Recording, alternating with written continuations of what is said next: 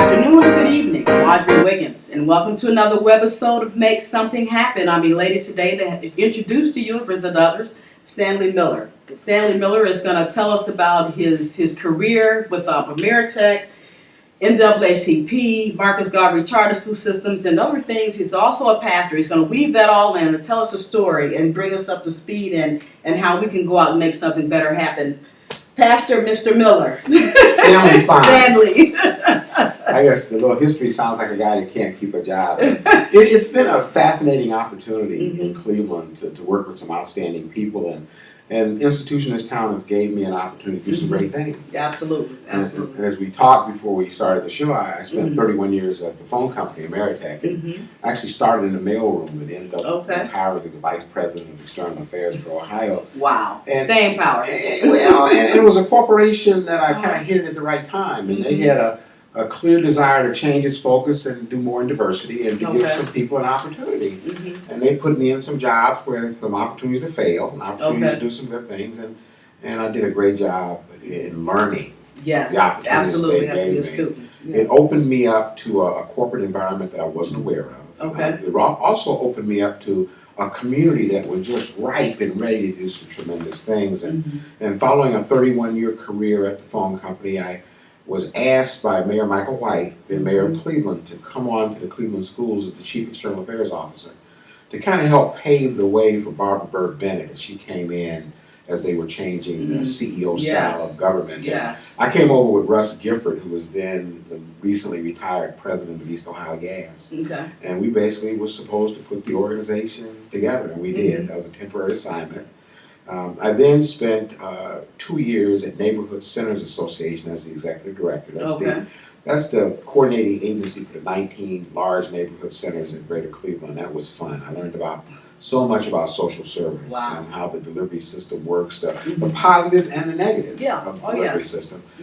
Then there's a guy that knocked on my door named George Forbes. And he said, Stanley, I want you to come and be the executive director of the NAACP. Wow. I was honored. Absolutely. The oldest and most respected civil rights organization in the country. Cleveland is one of the top 4 in the country, and I was going to have an opportunity to lead it. And I said yes. Absolutely. So I went away and did that for 6 years and had a ball, and I really learned about social justice and the things that are going right in our society. There's a lot going wrong, but there's a lot of things going right, and I had an opportunity to fix some of my thinking. It's still kind of the fire in my bones that allowed me to go to be a head of school or a charter school, because I believe that the anchor product of our society is our young people and education. So I spent just under a year at Marcus Garvey Academy as the head of school. And we subsequently had to close the school because some issues that arose prior to my arrival. But I have learned over time there's a lot of things going on. And education is one of the most important pieces of that. Absolutely is. And we're going to take a quick break here, and we're going to be right back with Stanley Miller, and we're going to talk some more about your career, and then we'll go from there. Okay, we'll be right back with Stanley Miller.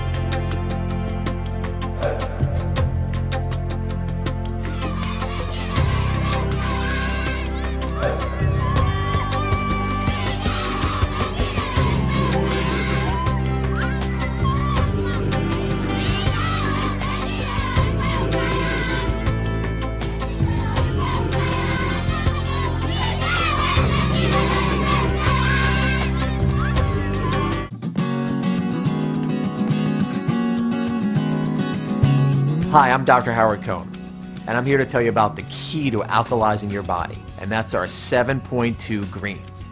This product is amazing. You'll never find anything else like it on the market. This thing has taken so much time to put together to get it exactly the way we want it, so that you can literally eat it out of your hand, out of the container.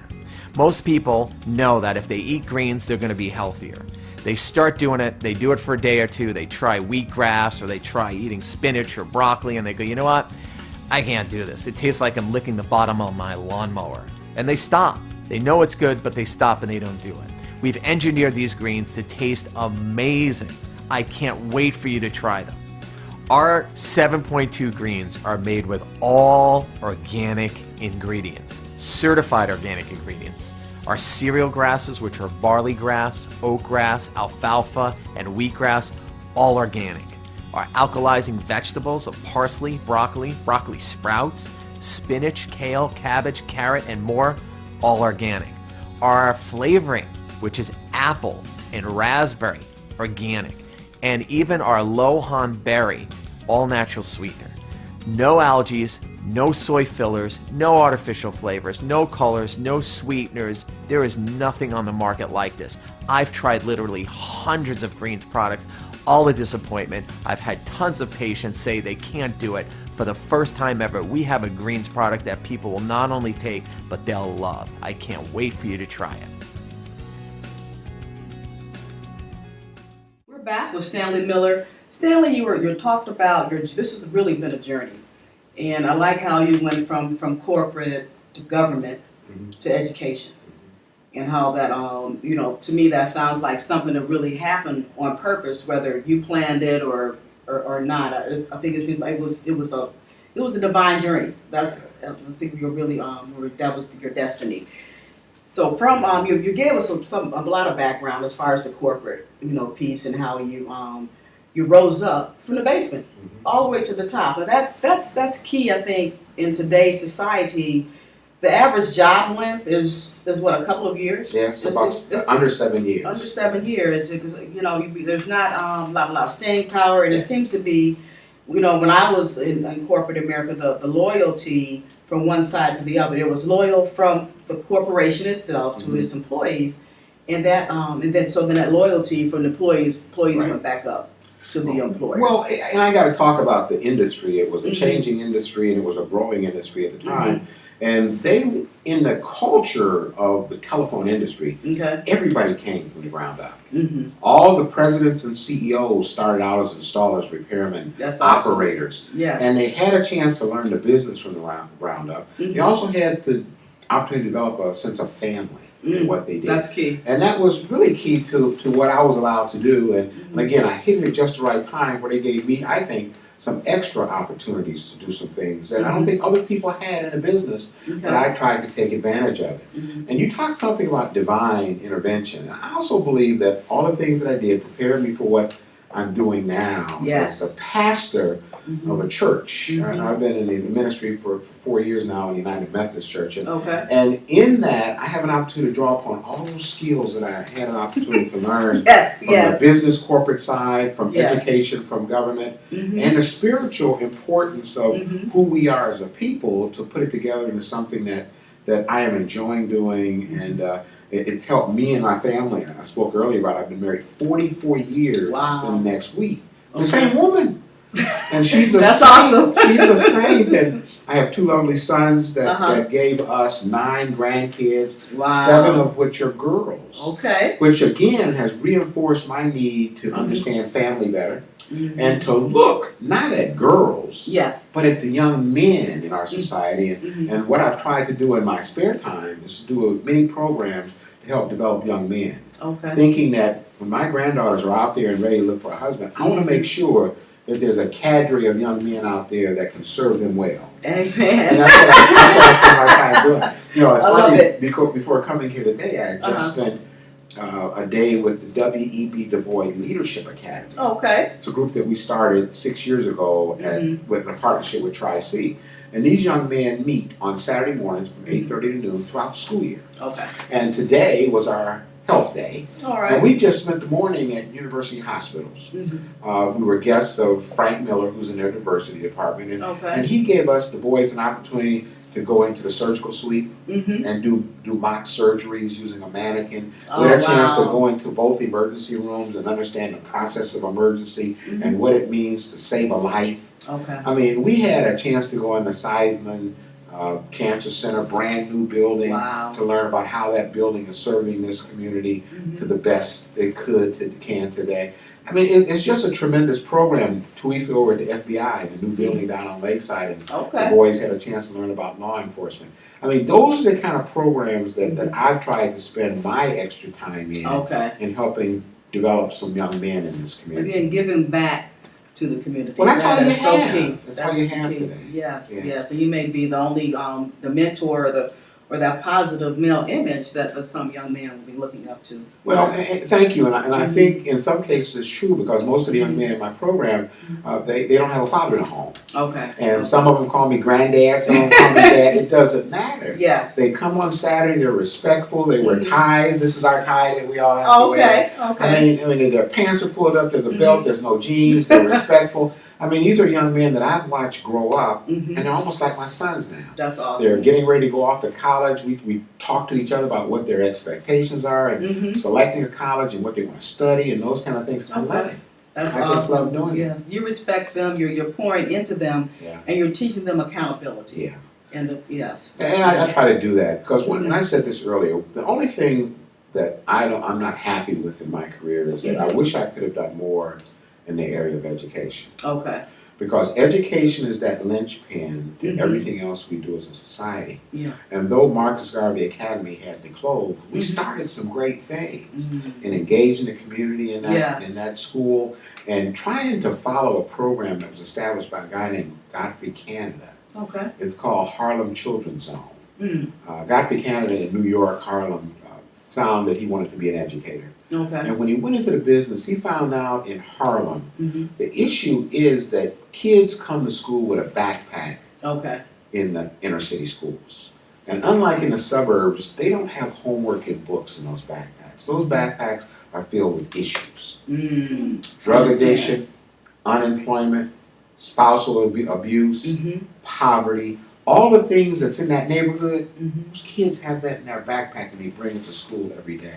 So what we tried to do at Marcus Garvey is what we started to do is unload that backpack. All right. Because we wanted Johnny and Jane, when they come to school, to be competitive with the kids, not only in Shaker and the other suburban communities, but around the world. Yeah, absolutely. They need to understand it's a very competitive world and they got to be prepared to deal with it. So that's where I think that I'm really frustrated I didn't have enough opportunity to do that.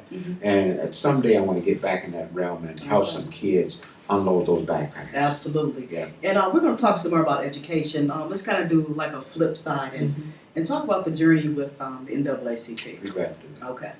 The NAACP is an organization that's been around nationally about 102 years now.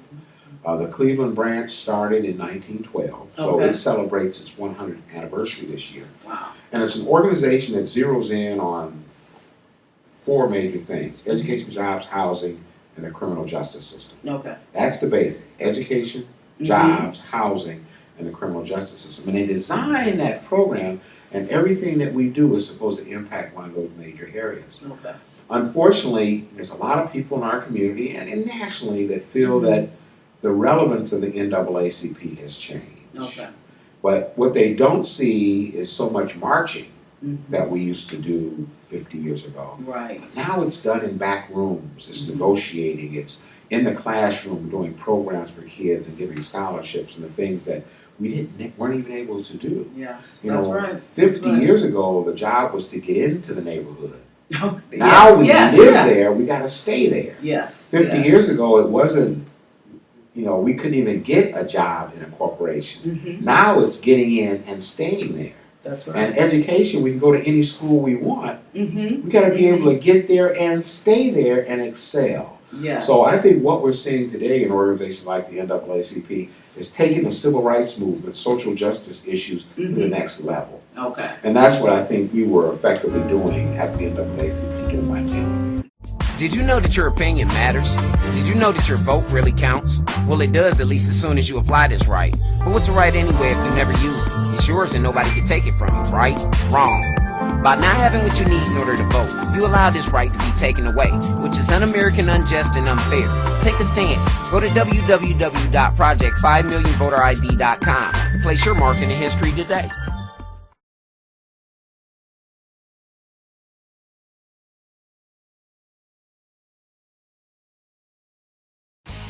Imagine having 16 people located anywhere in the world on a live video conference at the same time. That is the power of My Video Boardroom. This is an exciting product because within the boardroom, you can do presentations, PowerPoints, share your desktop, and so many more features. Include up to 16 video participants, chat, no reservations required, toll or toll-free numbers, up to 100 attendees via phone, VoIP audio, application sharing, and desktop collaboration. The only person that needs the My Video Talk account on this conference is you, the person that schedules the meeting. Everyone else just needs internet access and a simple webcam to be part of the action. With our unique setup wizard, you can be up and running in minutes. Imagine how this product could cut down on travel time and expenses for businesses all over the world.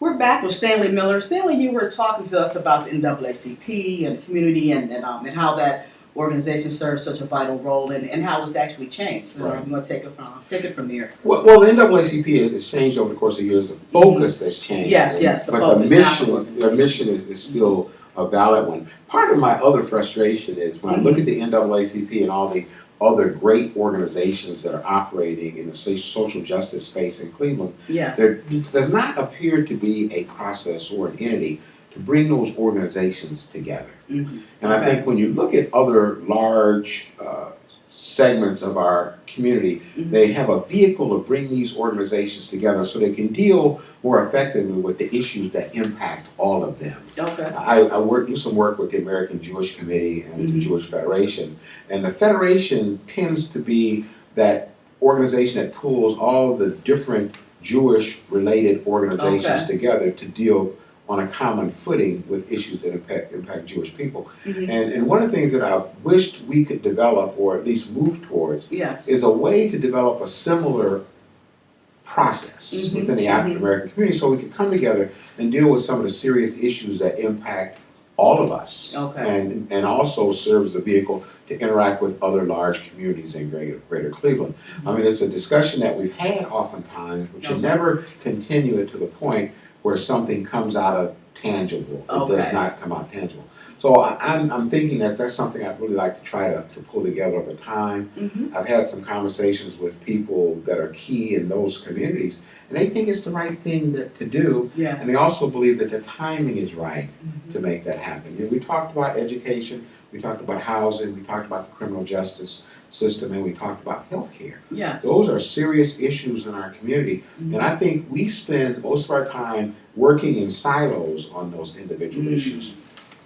But it's important to understand that the impact in solving those issues have to come together. And with a comprehensive approach. You know, education impacts housing, jobs, and health care. Health care impacts housing, jobs, and education. And they all come together, but we never focus on that as a community. And that's where I think we need to put some resources and try to make that happen.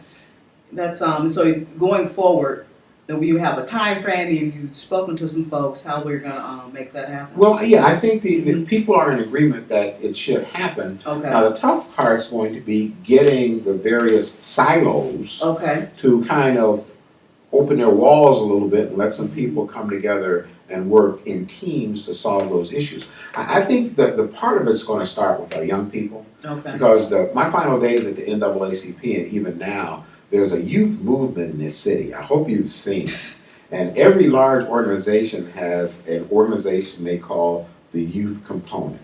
City Club does, Rotary does, Kiwanis does it. And at some point, all these organizations are going to have to realize, our young people are here. They're going to have to start helping us change for the future. We're going to have to let them in. We have to let them in now because they have some answers to some things that we just totally don't understand.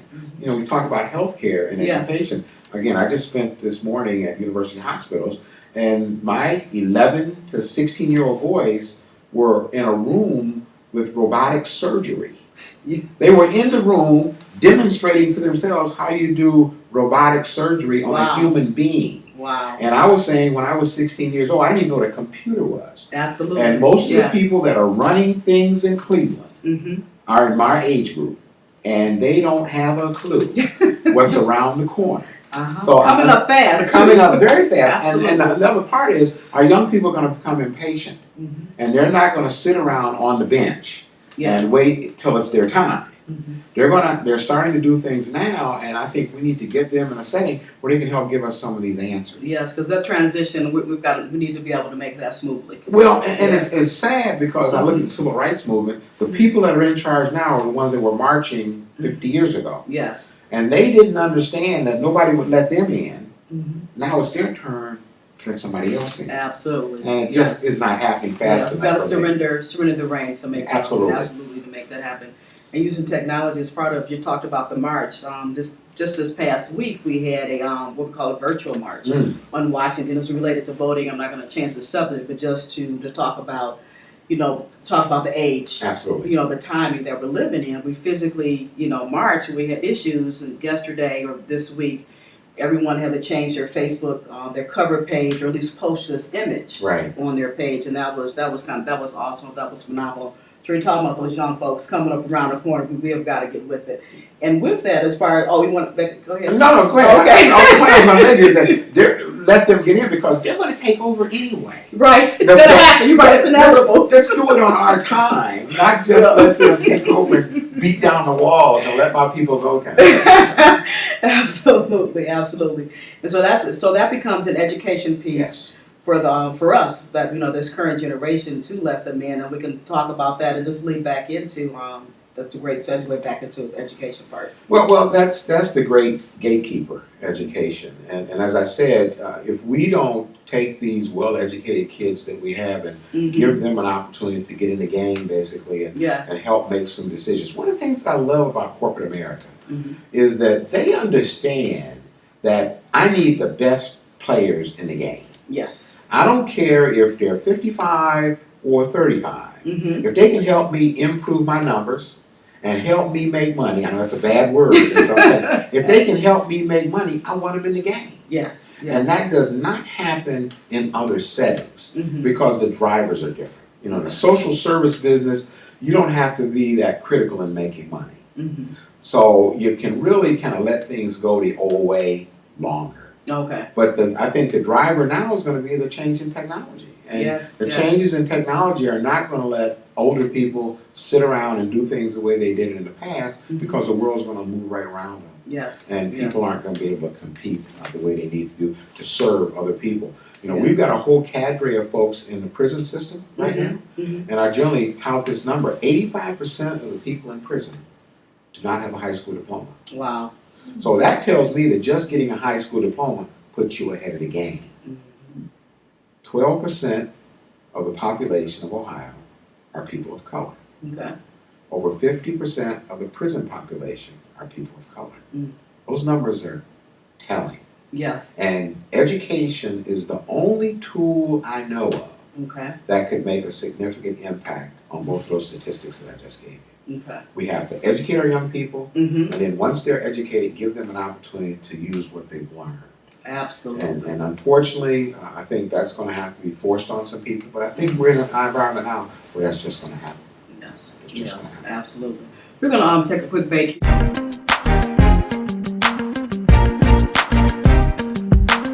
Camp Tech allows you to create endless possibilities. We teach interactive technology through game, graphic, web design, 3D animation, and filmmaking for youth, businesses, parents, seniors, toddlers, for all ages.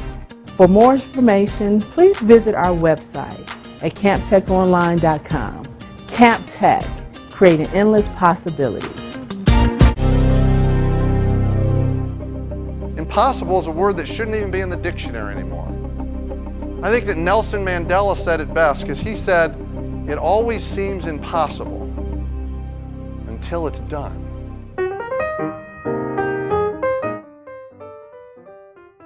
It's all about connecting with our clients and customers. Your clients and customers want to feel valued.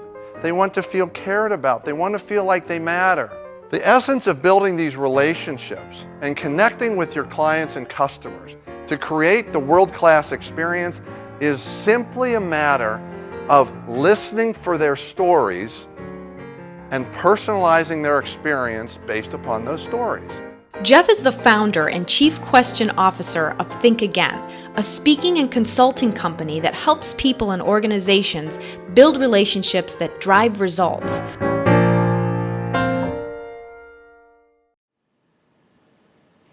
All right, Stanley, it's been an awesome 30 minutes or so here. I'm glad you were able to come by and share with us today and give us some food for thought and action, and take that thought and put it into some real action. Tri-C, I was a trustee there for 6 years, and it is truly an institution that is committed to Greater Cleveland. Okay. And making sure that all of our people in the community, and specifically young people, have the best opportunities that are available. Yes. And they've partnered with my Saturday school, they've partnered with the camp.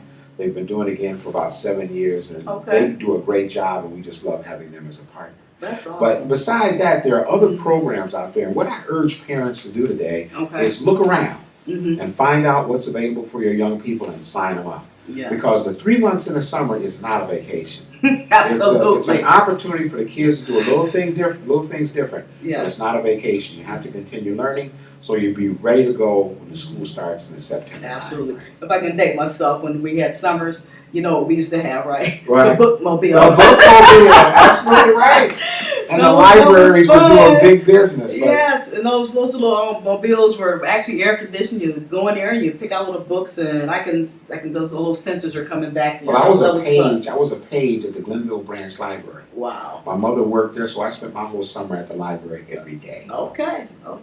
So that was part of your journey. It was automatic. It was automatic. You didn't have any choice there or not. Okay. No, we did. Absolutely. Any closing words or advice that you want to give to our viewers? No, I just like to thank you for giving me the opportunity You're to come welcome. on and talk about kind of the little things I've done in the course of my career. But I want to emphasize to the parents out there that the young people are our future. And we have to spend as much time as we can shaping those futures for us. Yes. You know, a guy told me the other day, and I'm really concerned about how young people find friends. What he said is, if you can't change your friends, change your friends. All right. And most young people run with people that they know are not the people they should be with. Yes. So, if you can't change your friends, change your friends. That's awesome. Well, that's all we're going to have time for today. With Stanley Miller, thank you again, and you're welcome. Thank you. So for you, go out and make something happen positive in your world today. Thank you.